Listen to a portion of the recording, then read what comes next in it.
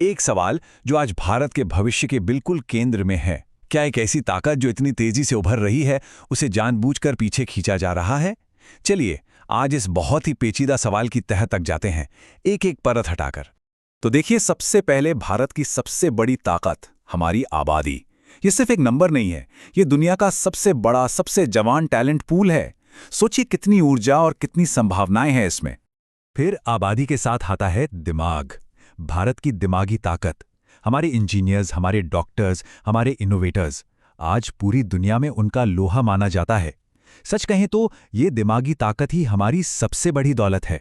और हाँ, जाहिर सी बात है, हमारा बहुत बड़ा और लगातार बढ़ता हुआ बाजार ये एक ऐसे चुंबक की तरह है जो दुनिया की बड़ी से बड़ी कंपनियों को हमारी तरफ खींचने पर मजबूर कर ही देता है। तो सवाल फिर वहीं आके खड़ा हो जाता है कि अगर हमारे पास लोग हैं, दिमाग है और बाजार भी है, ये तीनों चीजें हैं, तो फिर हमें सुपर पावर बनने से कौन रोक रहा है? क्या ये बस समय की बात है या इसके पीछे कोई बहुत गहरी चाल चली जा रही है?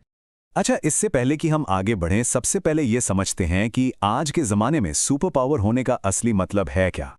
देखिए, सुपर पावर होना सिर्फ एक बड़ी मिलिट्री रखने जैसा नहीं है। नहीं, इसका असली मतलब है टेक्नोलॉजी पर आपका कंट्रोल हो, अर्थव्यवस्था पर आपका असर हो, दुनिया में अपनी बात, अपनी कहानी कहने की ताकत हो, सप्लाई चेन्स पर आपका दबदबा हो, और सबसे जरूरी, अपने फैसले बिना किसी के दबाव में लेने की पूरी आज़ादी हो। तो पहली परत को खोलते हैं, और ये है जियोपॉलिटिक्स, यानी दुनिया की वो शतरंज की बिसात। अब देखिए, कोई भी देश खुलकर ये नहीं कहता कि भारत को रोको, नहीं, ऐसा नहीं होता। लेकिन जब भी भारत बहुत तेजी से आगे बढ़ता है तो डिप्लोमेटिक दबाव डाला जाता है, नए नए गठबंधन बनाकर बैलेंस बनाने की कोशिश होती है। मतलब रास्ते में छोटी छोटी रुकावटें खड़ी कर दी जाती हैं। ये कोई सीधी लड़ाई नहीं है, बल्कि एक बहुत ही धीमी, सोची समझी चाल है। अब आते हैं दूसरी परत पर। ये एक जाल जैसा है, आर्थिक निर्भरता का जाल, जहां आपके विकास की स्पीड दूसरों के हाथ में चली जाती है। हम तरक्की तो कर रहे हैं, इसमें कोई शक नहीं, लेकिन हमारी ऊर्जा जरूरतें वो आयात पर निर्भर हैं। हमारी अर्थव्यवस्था डॉलर पर बहुत ज्यादा निर्भर है और हम ग्लोबल सप्लाई चेन का एक हिस्सा हैं। ये हमारी कमजोरियां भी हैं। मतलब ये हुआ कि हमारी ग्रोथ कहीं ना कहीं दुनिया की बड़ी ताकतों की मर्जी और उनकी पॉलिसीज पर निर्भर हो जाती है। और अब वो परत जो शायद आज के ज़माने में सबसे ज़रूरी है, टेक्नोलॉजी की रेस।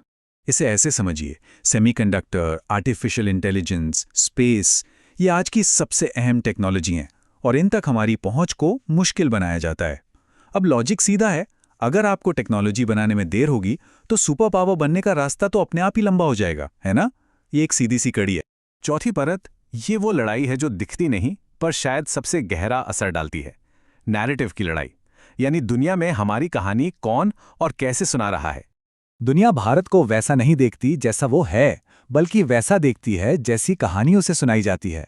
इंटरनेशनल मीडिया में कुछ चुनिंदा खबरें दिखाकर एक ऐसी इमेज बनाई जा सकती है जिससे भारत की हर कामयाबी पर सवाल उठने लगें। अगर कहानी पर हमारा कंट्रोल नहीं है तो हमारे आत्मविश्वास पर कंट्रोल रखना भी बहुत मुश्किल हो जाता है। तो इन सभी बाहरी चुनौतियों को एक साथ रखकर देखें तो शायद हमें अपना सवाल ही बदल देना चाहिए। तो क्या वाकई भारत को रोका जा रहा है या फिर क्या भारत को परखा जा रहा है? आप इतिहास उठाकर देख लीजिए, जब भी कोई देश एक बड़ी ताकत बनने की तरफ बढ़ता है तो उसे सबसे मुश्किल इम्तिहानों से गुजरना ही पड़ता है।